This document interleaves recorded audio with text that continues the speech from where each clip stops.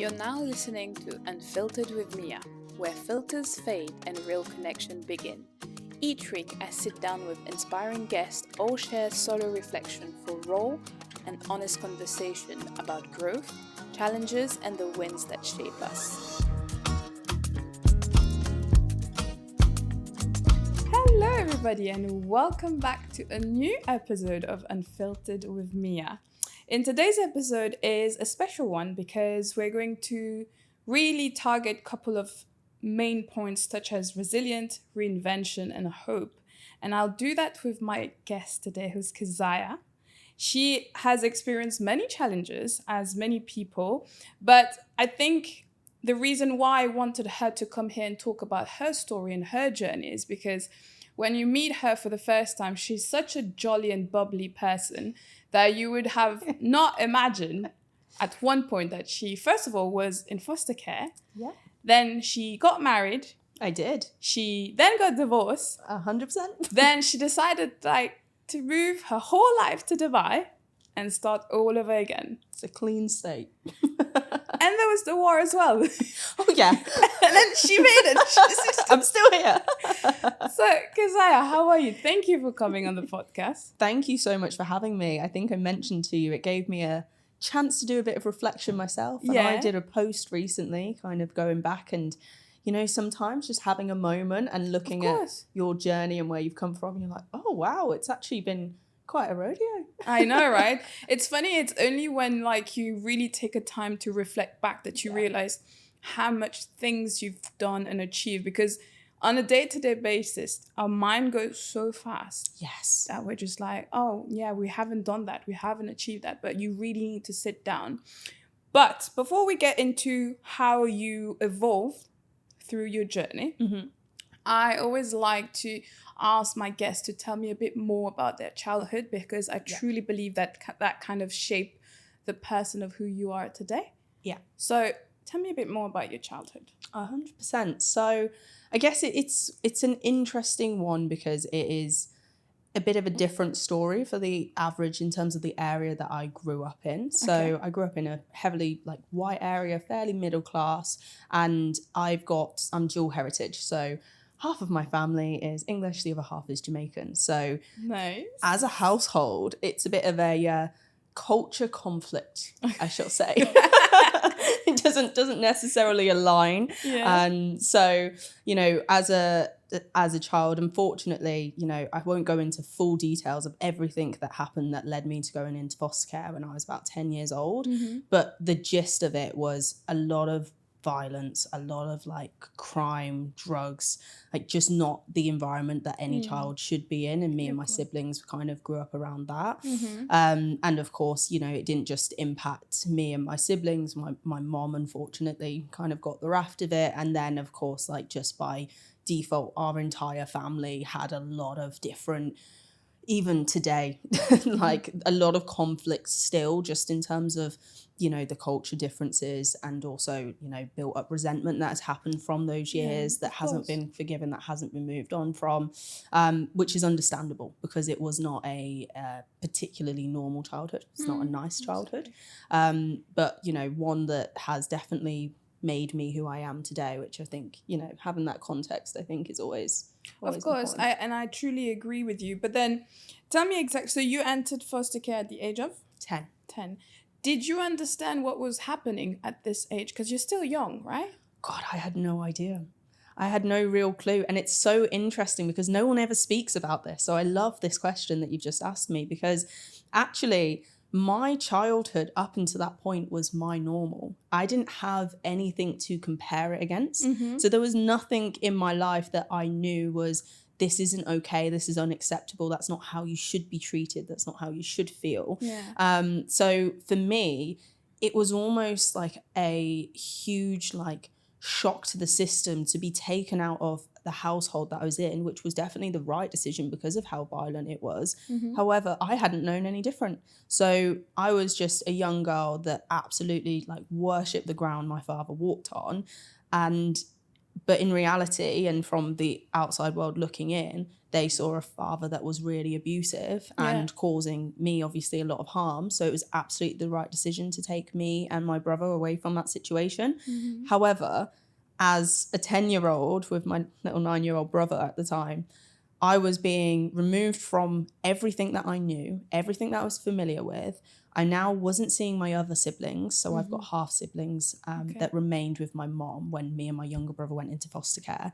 So I no longer had contact with them. I was now seeing my parents once a month, supervised visitation. And I was going through the process of transitioning from, you know, primary school into high school at the time. So it was a huge, like, shock to the system. And me and my younger brother, we just wanted to go home. We didn't know what was happening. We were then placed into a household which was fairly, you know, middle class. And I don't think they had the tools to nurture children like us.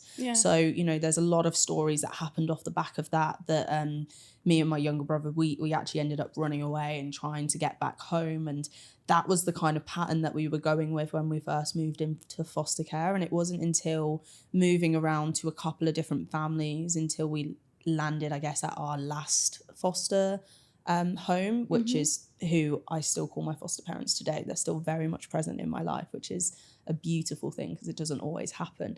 But it wasn't until I landed there that I'd finally realised and started to understand that my childhood wasn't normal and my relationships around me weren't normal. And then it became a stage where I was in my teenage years. So I was rebelling and I wasn't really bothered about looking at, okay, well, what has this done to me? All I wanted at that time was to be normal. I just wanted to fit in. I didn't want to be the kid that was taken out to go to counselling. I didn't want to be the kid that had to do like a 2-hour round trip to school. I didn't want to be the kid that didn't have a phone or the one that couldn't go and have sleepovers with their friends. That's just not what I wanted. I just wanted to be normal. So yeah, the actual transition into moving into foster care and then those years were hard in a completely different way to what my childhood was. Yeah, no, I can imagine. It's a lot for a young girl to understand, first of all, what was going on, to understand what is, because I hear you keep saying, I just wanted to be normal. Yeah. But at this age, normal is different to what normal is, right?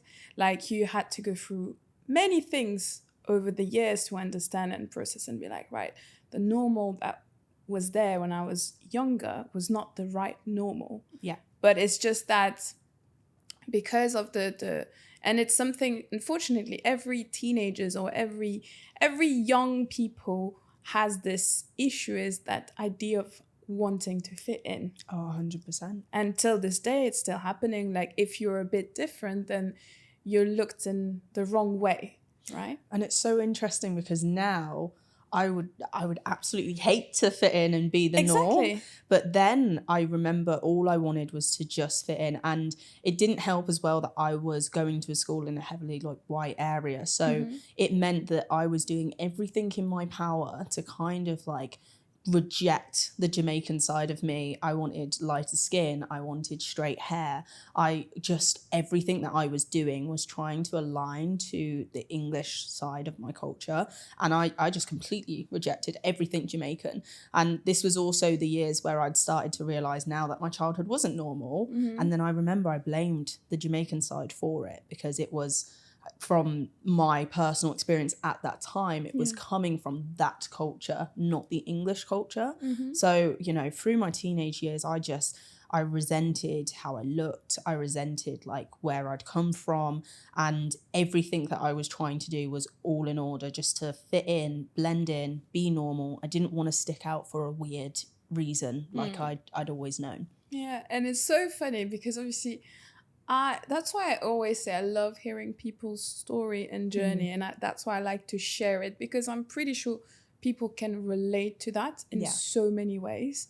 Obviously, my journey is completely different, but when you're saying that you rejected the way you look, I had the same thing. Yeah. I for a long period of time, obviously I like to describe myself as an island girl, but for a long period of time, I was not okay being a dark-skinned girl. Yeah. Like I wanted to be as light as possible, as straight hair as possible. Yeah. And yeah, like again, it's that version of like trying to fit in, trying to make sure that people don't look at you in a different way. But today, if you ask me, I'm like, this is the proudest thing that I have. Right? Yeah. And you wear it with honor now, don't you? Exactly. And if anything, I have moments where I'm like, oh, let me go get a tan. Exactly. Whereas before, I'd be like, can I be as light as possible? Exactly. Mainly when you think about it, today, like, that's the weird thing, is that today we can sit down and laugh about all of that and be like, we look at this and we're like, we're blessed, actually. So blessed. Like, we don't have to be in the sun for hours to get a tan. Like, we're naturally tan, right? Like, and it's so funny. And I hope that any people that are listening to that as a very young age and that can relate, understand that, hey, you don't have to fit in. You're just perfect the way that you are, right? So now let's move a little bit further down to your last foster care. After that, did you move back with your parents? Yeah, so this is interesting. So I actually moved back to my biological parents before my younger brother. So it was always me and my younger brother. Everyone used to think we looked like twins. Now it's ridiculous because he's like 6 foot and I stayed this height. But me and him, we were always together. And then unfortunately, you know, again, based on our childhood experience, like he had kind of gone down a bit of a path, a little bit different to mine. So he was... the social services basically determined that it might be too challenging for my parents to take him back on. So my parents obviously had gone through years now of work to try and reform and to become the kind of parents they would need to be in order to have us back at home. It was felt that they would be able to handle me, but not necessarily my brother. So I moved back home to my biological parents before my younger brother, around the age of like 14, turning 15, somewhere there. He stayed in foster care with my foster parents, who, again, they're still in my life today. And that was a really weird transition as well, because now, and I'll put my hands up, I use this to my advantage. My mom had so much guilt for everything that we had gone through that she would do anything, which isn't always a good thing for a 15-year-old who now has gone from actually quite a lot of heavy restriction to having full freedom. So now I've got a phone and I've got my friends and I've got the cool parents that will let us do anything. So I'm out on the streets like every single night after school, every weekend, staying out till late, you know, just messing around with like my friends on the streets. Now, granted, we lived in, at the time where I was going was quite a nice area. So you could argue that it was a pretty safe area to be doing that in, but it still meant, you know, I'm a young teenager and I'm smoking, I'm doing drugs, I'm not living in the way that I should be. And this is kind of one of the pivotal moments in my life as well, where my grades had started to slip and my grades were not that high anyway. And I remember I got called into a meeting with a bunch of teachers, my foster parents, and, you know, they basically had just said that the path that I'm going down is going to be like all of the negative statistics for any children that have grown up in foster care or gone through trauma. And so they quoted a ton of different stats at me. And at that time, I'm a teenager, so I'm very much whatever. I don't care what you've got to say. But my entire life so far, I just was not a confident person.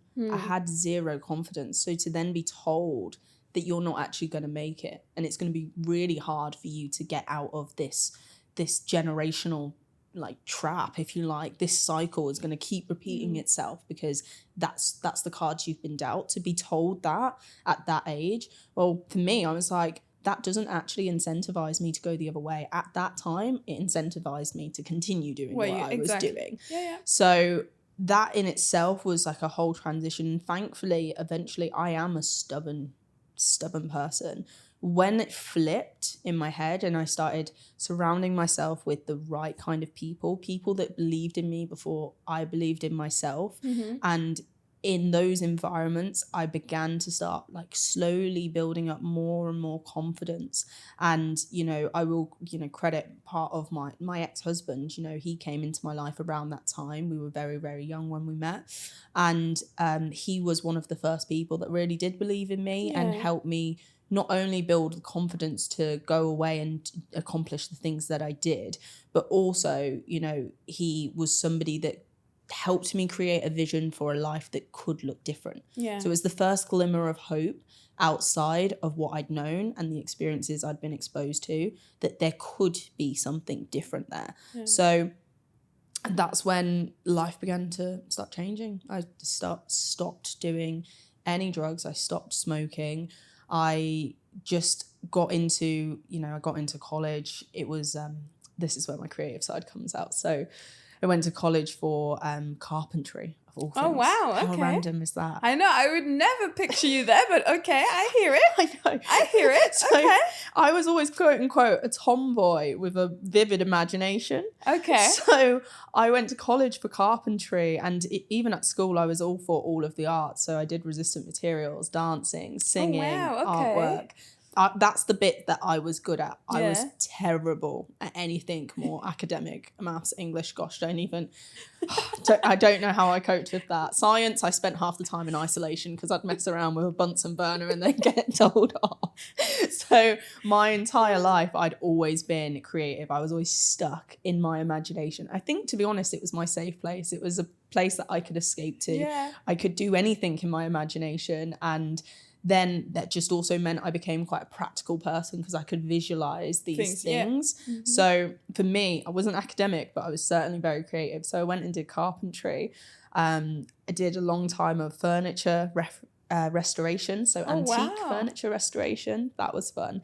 And then eventually it caught up with me and I realised I've got asthma and this career path is probably not going to it's not health efficient. It's not going to work for me. So I then went into retail and then eventually became an estate agent. Okay. And that was so that I could try, and becoming an estate agent was effectively because me and my partner at the time, my ex-husband, we'd brought our first house at 18. Mm-hmm. So when we were in that process, I was like, oh wow, how cool would that be to go around? I always loved interior design. Mm-hmm. I'm nosy. So I was like, oh wow, this is a great career path. So I was like, that's a nice hybrid between still being able to go about and have something a little bit more practical whilst finally starting to incorporate something that could be more office-based, more academic. Mm-hmm. So I went down that path, became an estate agent, worked really, really hard, was doing quite well. It's a tough market to be in. Like, wherever in the world you are doing that, people just think that it's opening a door and say, hi, this is the house. Thank you very much. Thank you. Bye. No, stop watching Selling Sunset, guys, and thinking that real estate is as easy as that. Even Selling Sunset, I'm pretty sure these people who are actually on that are actually having a hard time, but they're just showing the surface level. So please, no bad thing against the show, but people need to stop thinking that being an estate agent is as easy as just opening a door. Oh gosh, it's hard. It's hard work. And then because it's commission based, yes, and you're fueled by trying to earn exactly more, you just end up working ridiculous hours. And I remember I ended up getting quite burnt out in that position, which then led me into finally applying to a corporate job. And I remember reading the job description. I was like, I don't know what any of this means. None of it. I was like, I don't know what any of this means. And it was a reporting analyst role. Okay. What's that? I don't really know. Enlighten me. Didn't really know at the time. I remember literally reading this job description and I was like, there's no way I can do that because I don't know what any of this means. And my partner at the time, he was like, just go for it. What's the worst that can happen? And I was like, I don't want to travel that far. I don't want to do this. Anyway, I was like, no, okay, all right, if he believes I can do it, let me just at least try. Somehow, I don't know how, my old boss is an absolute gem because she decided to take a chance on me and just give me this job that I clearly wasn't actually qualified for. And I remember that first role that I got moving into the corporate world. First, I was absolutely terrified. This was a whole... Of course, it's a brand new world for you. It was a whole new world. Yeah, because from being practical, now it's like the opposite of that, basically. Mm-hmm. Yeah. And I walked into the office for the first time and thank thank goodness, like the team that I went into, they were wonderful. I worked in the compliance department. So I had a lot of the health and safety advisors and stuff like that within my team. I know. Who would have thought? It's so random. It's so random. And it was, honestly, I remember that first role that I had, because I was coming from real estate and I had worked like an absolute dog. I now kind of I did a little bit more than the typical kind of 40 hours, probably maybe 50, maybe 60 hours a week. But for me, that was nothing in comparison. Yeah. So I remember coming into this role, not really having any idea what I was doing and Googling my way through half of it. The one thing that I was just very good at is just working it out by myself. Yeah. So my boss didn't ever know when I was a bit like, I have no idea what I need to do here, but I'm going to work it out and I'm going to go and present whatever solutions I can. And apparently that's a trait that's not as common in the corporate world. So it got rewarded. So I remember a new position came up after about 4 months of me being there. And it was a CDM, what's the title now? A CDM specialist.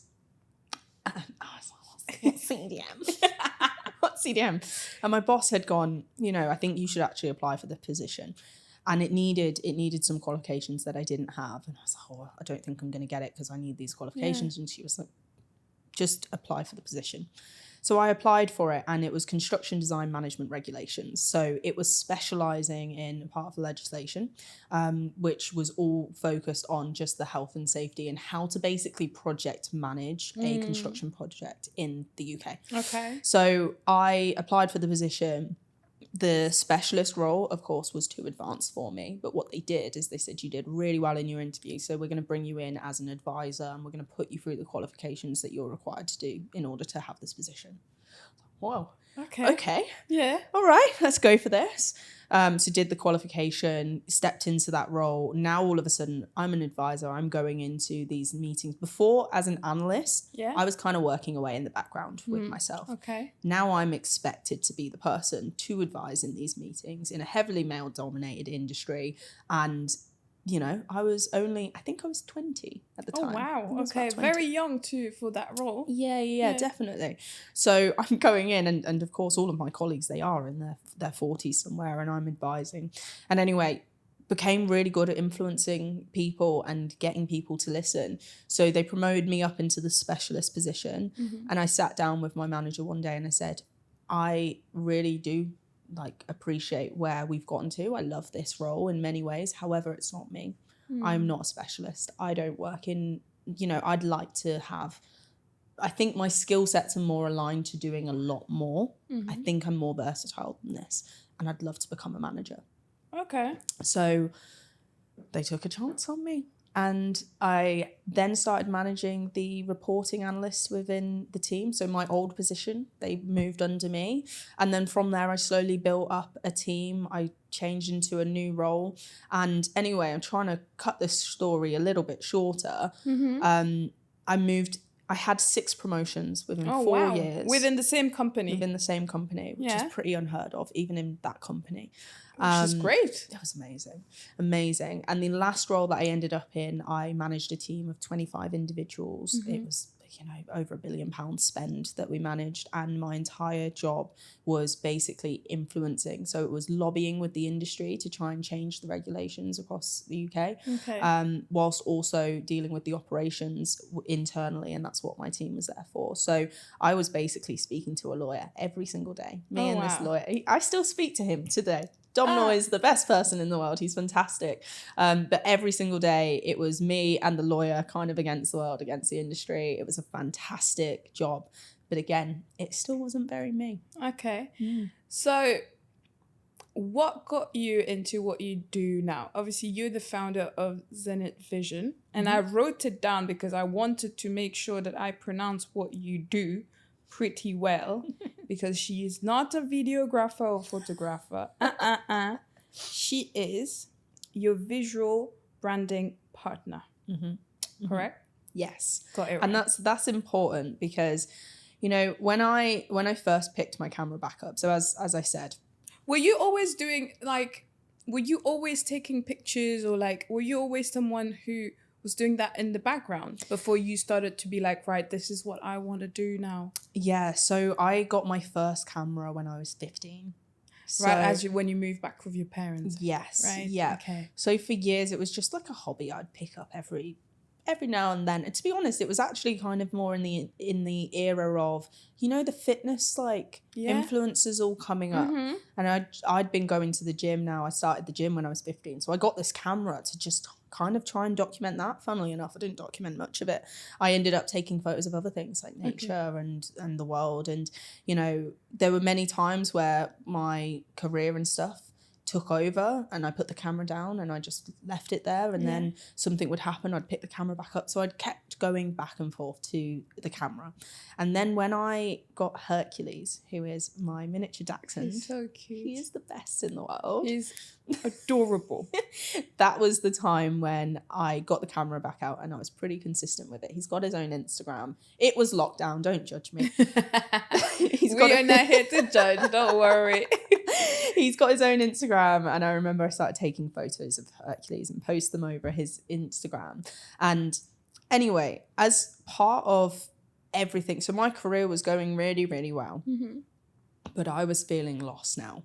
So in 2022, I'd gotten married in November 2021.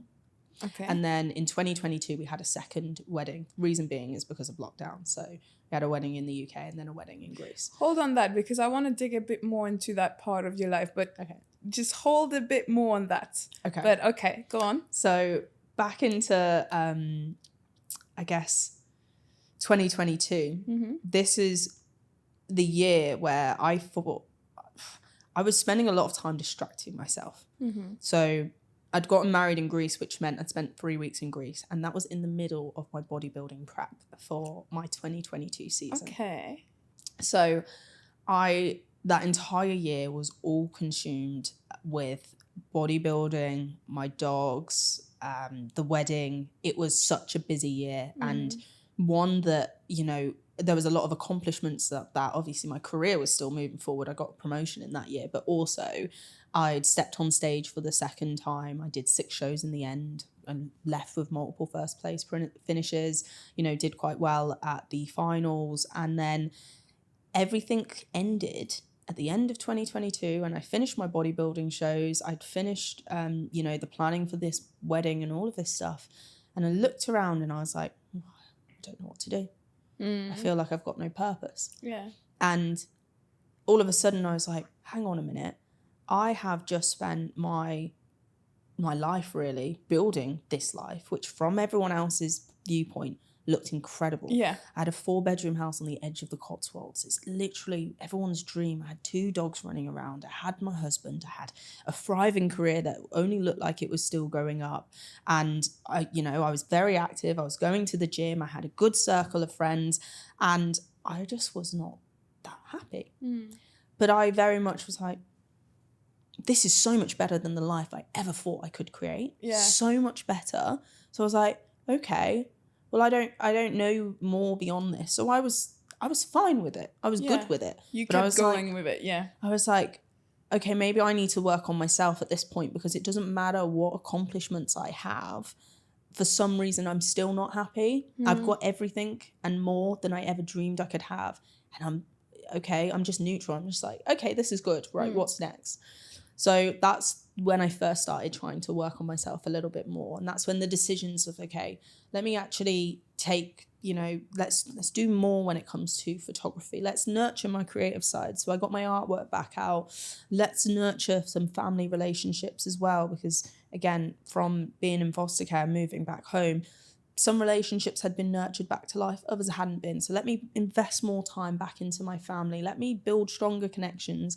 So I was very much in 2023 and 2024, I was looking at myself, but I had no idea what I needed to do in order to work on myself to get to a point where eventually I'd feel happier. I didn't know what that looked like. And unfortunately, the more that I kind of went away and I was being, I'd always been really independent, but now I was being a higher level of independent, it started to put a strain on my relationship. Yeah. So, you know, we then just went through different challenges within the relationship, different kind of arguments and stuff like that. And if I just, sorry, I'll revert us back to the initial question at hand. Like when I got back into photography, I made the decision at the start of 2024 that instead of this being a hobby, I want to turn this into a business. But not only do I want to do that, I want it to be wholeheartedly my own. So I do not want any influence from anyone else. I do not want anyone to be ever to say, you know, that I only managed to do it because of someone else. I was like, I need to do this and prove it to myself that I can build something for my own from scratch without anyone else being able to say that, you know, I only got there because of them.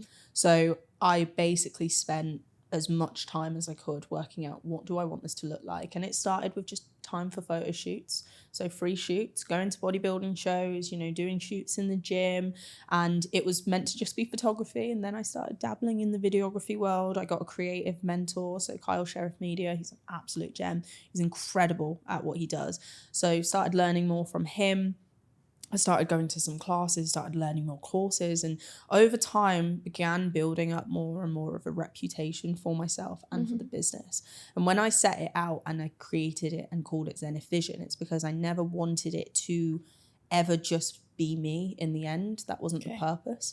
So what was it that I loved about photography? It was being able to capture something and through my lens and show someone the way that they're seeing through the world's eye, and that be positive and actually be able to help someone express themselves. That was the initial start.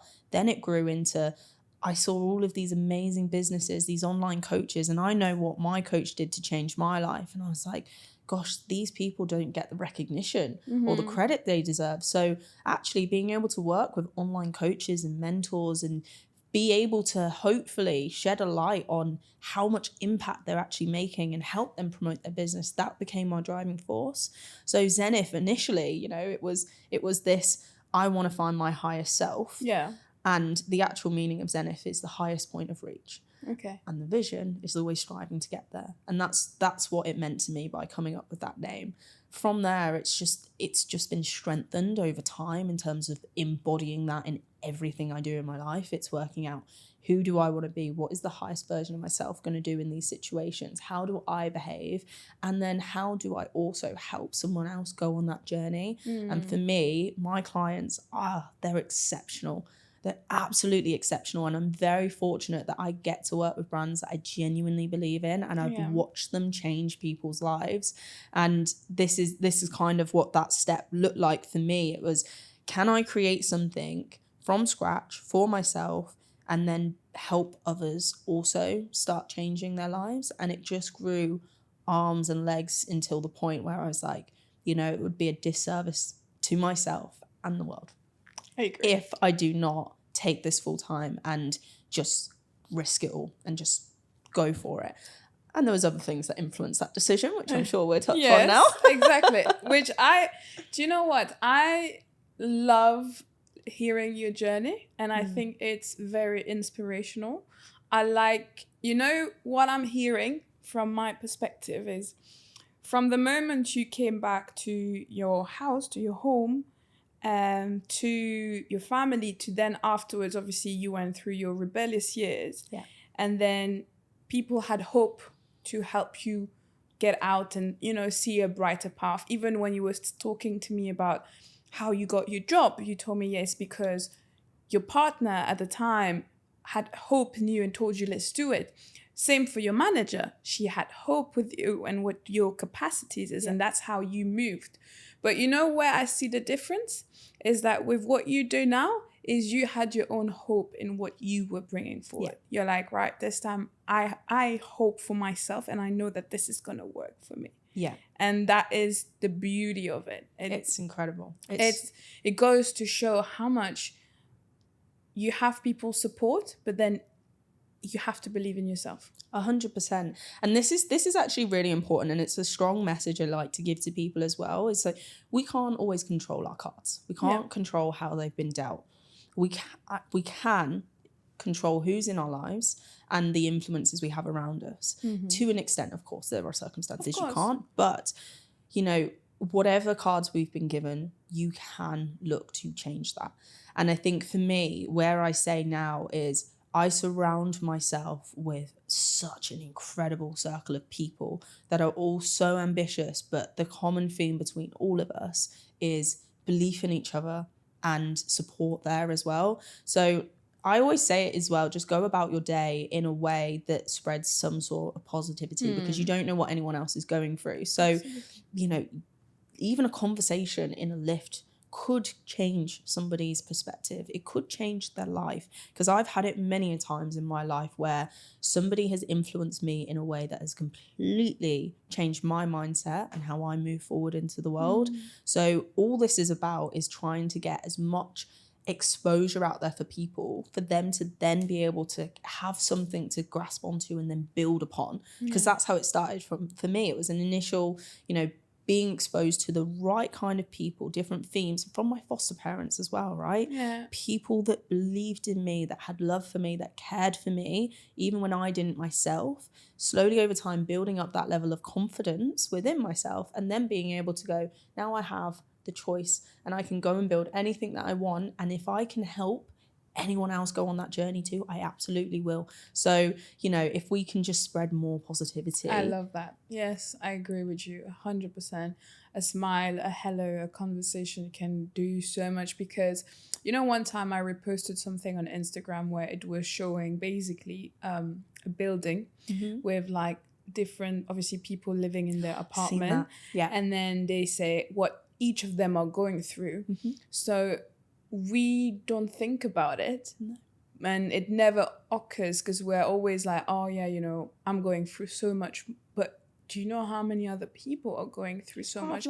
And sometimes we are human beings that need that positive support from our friends, from our family, from the people around you, from anyone, right? So no, I completely agree with you.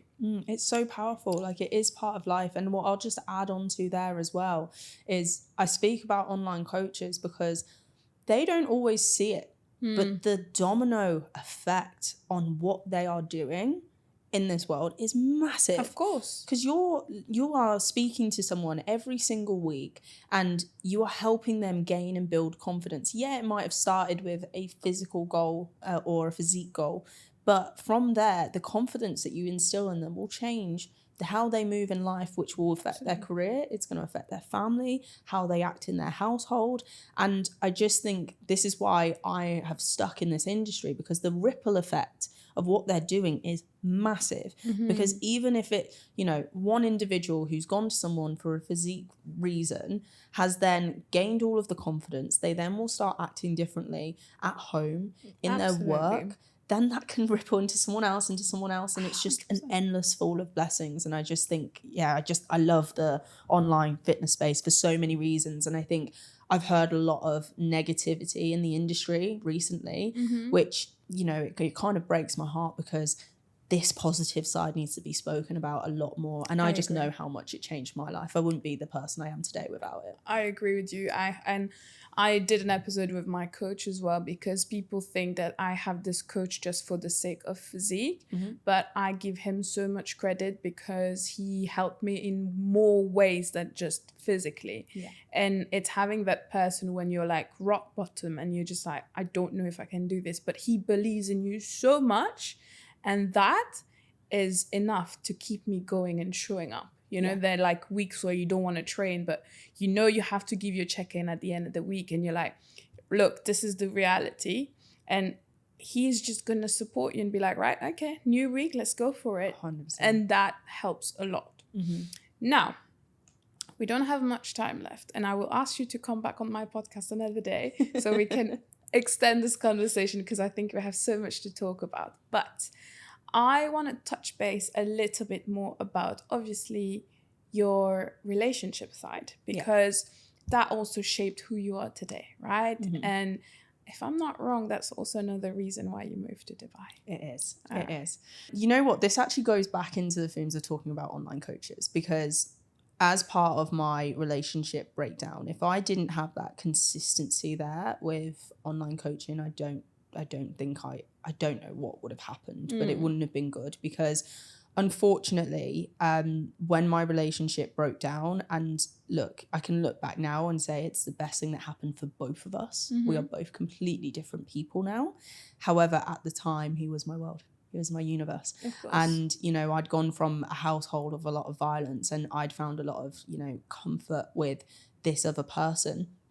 And we'd built an amazing life. But it was shaped by, you know, two individuals that didn't really know who they were as individuals. So from the age of 15. You were young as well. Yeah, 15 to 25. That's 10 years. They're quite pivotal years. But it meant we didn't know who we were before. So we kind of just built what society told us to build. And then we looked around when we had it and both realised, well, we're not happy. Well, what's going on here? So there was many different reasons as to why the relationship actually fully broke down, but which I won't go into. But what I will say is, after we separated and he moved out, he moved to Greece and I stayed in the UK, I was in that 4-bedroom house just with Hercules, and I was honestly just devastated. I didn't know how to move forward. I didn't know what to do.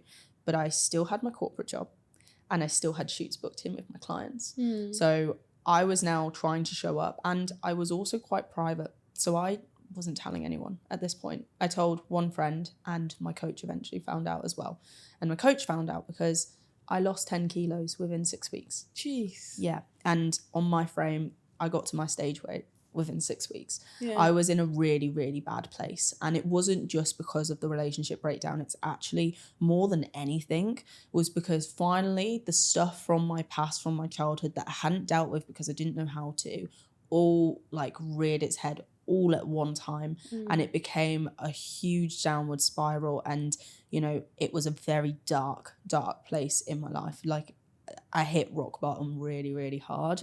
But I had my coach consistently week on week encouraging me, trying to make sure that I was okay more than anything. I had my best friend that just kept coming to my house, trying to make sure that I would eat and sort things out. And for me at that time, it was, I just need to work. Just distraction from everything was work. And then I started diving in more and more and more into my business. And at this point, it was kind of, I call it a glorified hobby, because even though it had a business name and it was registered, I was doing maybe a shoot a weekend somewhere there, right? Because I had a full-time corporate job. And at that time, we also started doing redundancies in my team. So I had so much weight on my shoulders. And I then just, my whole life felt like it blew up. So started the process of getting divorced, started to sell the house, sold the car, and then moved into my friend's renovation. Oh, actually, I tried to buy a house in between. That fell through. Oh, really? That was also a lot of solicitors for no reason in the end, but that fell through. My health was really bad, and I actually went through quite a health scare at that time. And then I was trying to regain my fitness. So the back end of 2024 it was the hardest period of my life, because even though you can argue I went through worse when I was younger, I was only dealing with it at that point in time. Yeah, because you were too young when you were younger, and now you're an adult, you can understand and process things. And I have been the queen of disassociation and avoidance. And so good at that my entire life that all of a sudden I'm now actually trying to acknowledge my emotions, because they've all built up and they've blown up.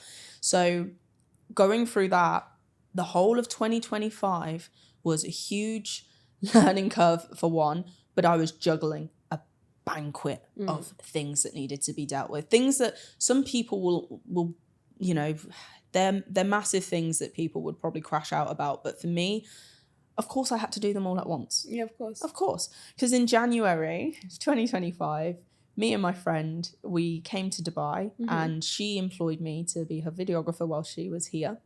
And it was the first time I'd worked abroad. Okay. And I was sat in a beach club and I was like, oh my God. This is nice. This is really nice. What do you mean I could get paid to take photos? Hang on. What? So she said to me when we were in Dubai, have you thought about moving to Dubai? was like, funnily enough, I came to Dubai in February 2024, and I'd said it in an Airbnb, I want to move to Dubai. I just never put it into action. Now I'm suddenly sat in Dubai working and realizing this could be a career path. Oh, okay. So I got home, and then my house that I was purchasing fell through. Oh, that's an interesting coincidence. Very convenient, isn't it? And then I made the decision from there, okay, I'm going to move to Dubai. So now it was a process of, let me deal with all of this stuff. So sell everything that needed to be sold, move into my friend's house. Again, same friend, she's incredible. I honestly do not know what I would have done without Hattie. She really helped me up through a lot of this. But I moved into her house, and me and Hercules sofa surfed around all of our friends in the UK. And, you know, I was so unbelievably busy because I'm trying to build this business. I'm still managing my corporate job. I'm doing redundancies, so emotions are high. I'm trying to get the divorce through. The house sale is going through. It was so much. And now on top, I'm relocating to a new country. Okay, let's throw that one in there. So I decided to do a trial out here in Dubai in May in 2025, just to like test it. So I had 3 clients this time, and I moved into JVC, and I actually like practiced as if I was living here. I was taking care of my friend's dog as well. So it was like, okay, actual routine. And as soon as I landed back, I handed in my notice. My notice for my corporate job was 3 months. So I handed in my notice as soon as I landed. Then I flew out to Toronto with another client, which was an amazing opportunity, getting to capture a pro stage and, you know, just have so much fun in the process. And yeah, just dealt with everything that I needed to deal with, relocated out here in August last year. And the rest feels like history, but the business has just pivoted and changed so much because at the time, I would have said I'm a videographer. Yeah. But we don't say that anymore. No. I would have said that, but there was never any point where I was just a videographer because I was always so invested in the person I was working with. So someone would come to me and they're like, can I have a shoot? And I'd be like, yeah, tell me more about yourself. Let me find out everything that I need to know so that we can get the most out of this session. And all of a sudden it went from, okay, yeah, employ me as a videographer to actually, no, we have a consultation beforehand. We make sure that we work out this vision together and we really do bring it to life because we're organized and we understand what we're trying to achieve. And that way my clients don't go away disappointed because they didn't manage to capture something because we planned it out, we thought it through. And then the other problem I saw in the industry was videographers, they are expensive. They're super expensive. And unfortunately, one cinematic video is not going to get the return on investment that people need. So for me, it went from, okay, rather than someone just employing me because they want to capture a special moment, how about I work with businesses and actually strategize with them so that every piece of content that we are doing serves a purpose? And then how do we optimize that? How do we make the most out of that content? Okay, well, if you've just filmed for 4 hours, how much B-roll do you have that you can use for other things, which traditionally videographers would never pass on to their clients? Like, these are things of how do we get the most out of these sessions that is going to keep giving back to your business so your return on investment for that content is higher. And eventually, the more and more that I did, the more I realized, okay, I am not just a videographer here. I am someone that's going to partner with your business. I'm going to be there to help you with the creative direction. And that's where the name Visual Growth Partner came into it, because it is a partnership. It allows us both to be super creative, and it's going to actually service you and your business more than just, you know, one cinematic video could ever do. I love that. I love that because I just love it. I love it too. I'm so happy with it. It's like, it's so passionate. Like, I love, obviously, you can tell when someone's passionate about what they do when you see the little stars in the eyes and the way you express yourself. It's a whole different, like, it's another level. And just by that, I know you're on the right track, because when you're passionate about what you do and you believe in what you do, you're going to be just fine, girl. It's just a whirlwind. And I'm so grateful as well. Like, I have to say this to my clients, to everyone that's believed in me since I made this leap, because it's been 10 months. Yeah. It's been 10 months. Are you happy? I'm so happy. You think you made the right decision? Oh God, yes. Thank the Lord have mercy. And I get to work with the most incredible people, some of the biggest names in the industry as well. And, you know, they're changing people's lives, and just being able to play a small little role in helping show the world that, I love it. I am so happy for you. Well, listen, we're going to have to do a part 2. Definitely, because I feel like I already got other ideas of what we can talk about. But stories. Oh, I love it. And I just love it. But before we finish, I have a tradition in my podcast where you have there's 2 ends to the podcast, right? So we're going to start with this or that first. Okay. Ready? All right. So we are going to do, past or future? Future. Comfort zone or taking risk? Take the risk. Okay. Healing alone or healing with community? Ooh. See, that's both. Really? Yeah. You have to choose one. Oh.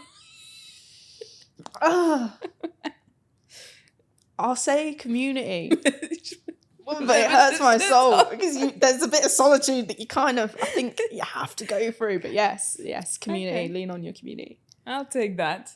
City life or countryside life? I love the convenience, but I would actually argue countryside. Okay. Head or heart? Oh. Gosh, you're really getting me.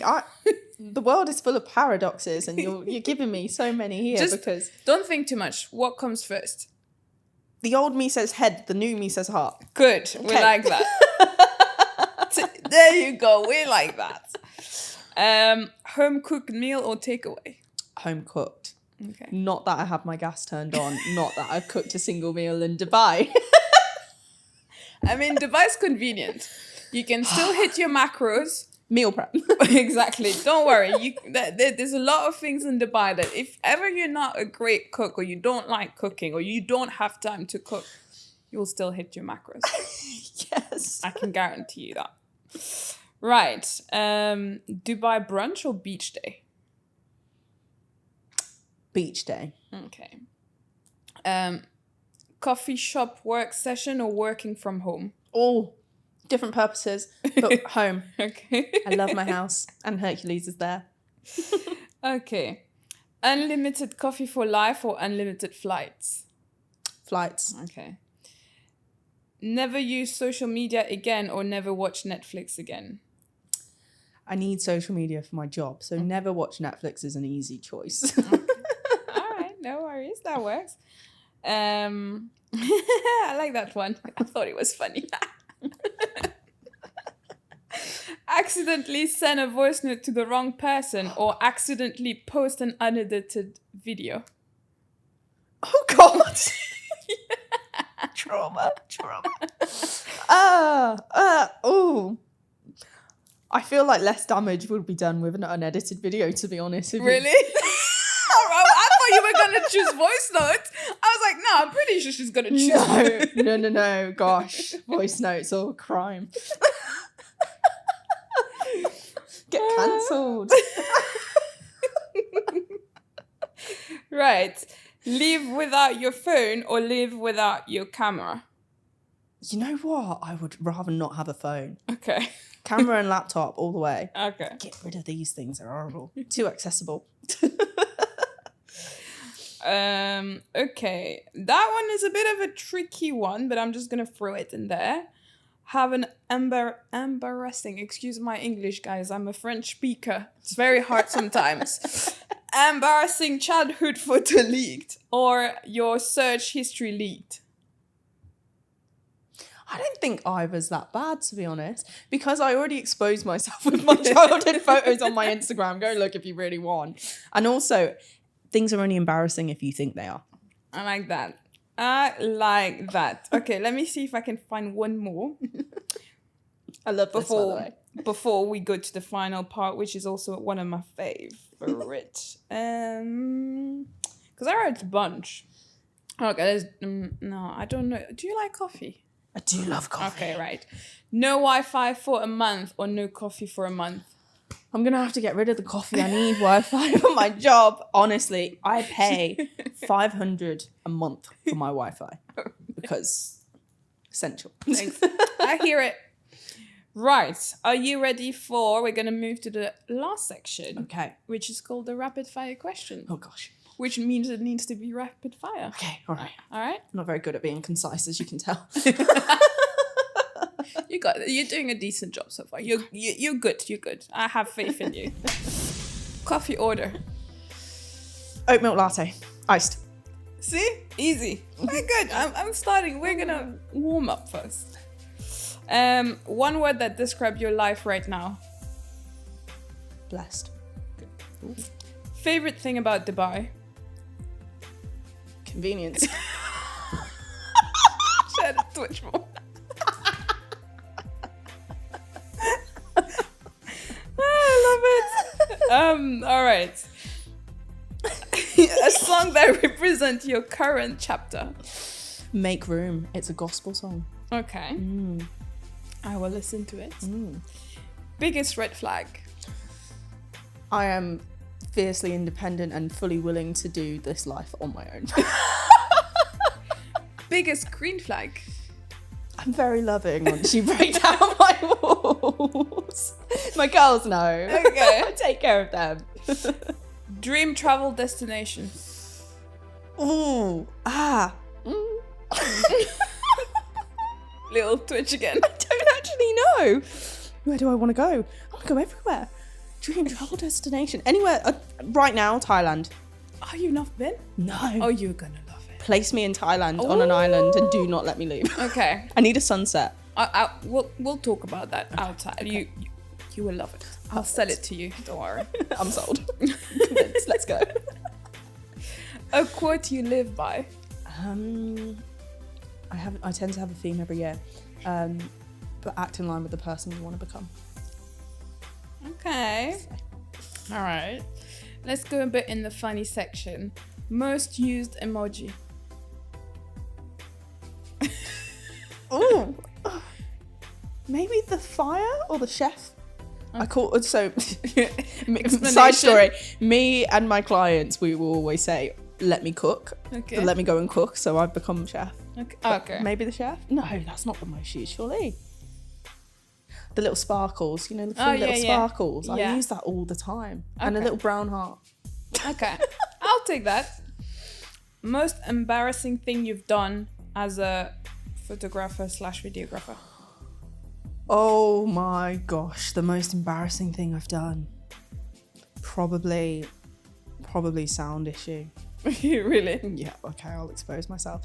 I didn't connect the mics correctly on a shoot, and oh my gosh, it was mortifying. Okay. Like it went through my soul. I was like, I'm gonna have to admit to this. It's probably the most. I don't think I've done anything like embarrassing that's not practical. I've definitely fallen a few times. Okay. But it's only embarrassing if you see it in exactly. person. I mean, it's not really okay, I get It you. was funny. This is my problem. I laugh. So if I also laugh, then it's not that embarrassing, is it? Same. I get you. Yeah. I get you. Don't worry. I get you. Right. If your friend had to describe you in one word, what would they say? Oh, golden retriever. Oh, cute. I'm a nut job. Oh, bless. 3 words to describe you. 3 words. Ooh. I don't want basic words. I want something a little bit Go on. more interesting. How would I describe myself? Everything that comes to mind is super basic, but like ambitious. Mm-hmm. Very ambitious, determined, confident. Okay. But they're very basic. No, but hey, we take that. I want to add a little spice. Okay, I'll give you one more. Oh. I'm an ambivert. Okay, we like that. There we go. Okay. What does being unfiltered means to you? Oh, unfiltered means being unapologetically yourself, but doing it in a way that uses your experience and your understanding of the world to still continue to spread positivity, because you can be unapologetically yourself and authentic without being a bitch. I love that. Yes, girl. Yes, girl. Empowerment. Yes. All right. If there's one message you want the listeners today to take away from your story that you shared with us, what would it be? Take control of the things that you can control and let go of the things that you can't. Okay. This is one of my favorite. I usually end that, but I want to end with something else. Okay. And this I've asked to a lot of people because I think it's one question that is dear to me. If you had to give one advice to your younger self, if she was in front of you, what would you say to her? Gosh, I've spoken to her many times in meditation, so I won't go down the long route. I think, as of now, for today, if she's in front of you, based on what we've talked, and you had to tell her just one advice, just have faith. Okay. Always have faith. As simple as that. Because if you've got faith, you can get through anything. Okay. I love it. Finish this sentence. My past may have shaped me, but... Oh. My past may have shaped me, but my future means more than anything that I'm holding on to there. I love that. Thank you so much for your time. That was such a lovely conversation. Thank you for sharing your story unfiltered. Thank you so much for having me. I really enjoyed that. It's amazing. Thank you. So, Keziah, if people want to reach out to you and connect with you, where can we find you? I am on Instagram, Keziah Soumakis. I think that's my handle. Or my business page is Zenith Vision. Perfect. Everything will be in the description box below. Thank you again. Thank you guys for listening, girls and guys and everyone who's listening around the world. Thank you for supporting the channel. Thank you for supporting Keziah as well. And on that note, I'm going to love you and leave you. And I'll see you in the next one. Bye.